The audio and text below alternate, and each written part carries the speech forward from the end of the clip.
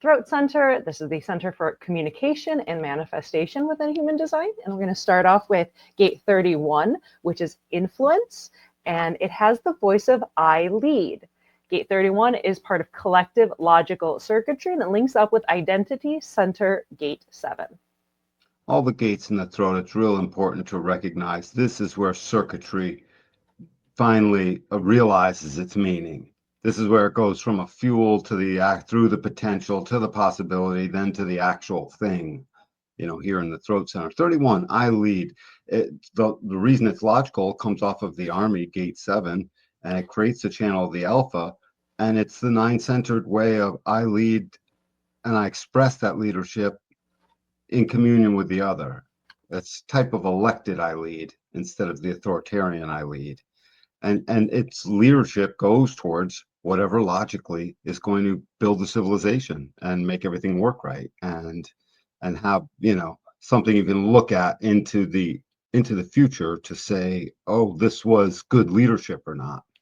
So it's very influential, the gate of influence. It wants to influence the other as it relates to leading something that then is shared. So yeah, that collective logical leadership. It's democratically elected leadership. It is the individual who has that ability to lead when recognized and invited, because it is a projected channel. So it's a projected, collective, logical channel of leadership, democratically elected leadership. Absolutely. It's also not an action channel, which sounds a little counterintuitive. It's not one of the manifesting channels, like I said, it's projected channel.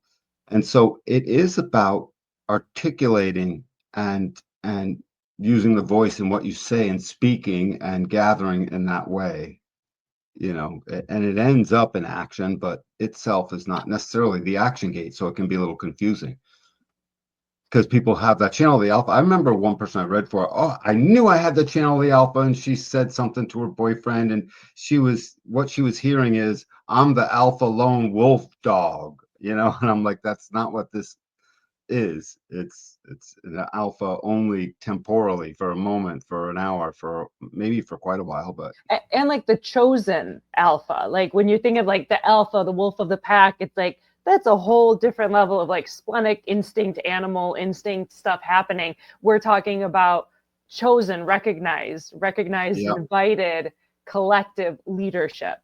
That's a good way to put it, the chosen alpha. So, yep, that's the alpha. And if you have this gate, you have that voice. And that voice comes out in the tenor of the words you choose when you speak. Yeah, There's a sense of direction, of moving towards something when you speak.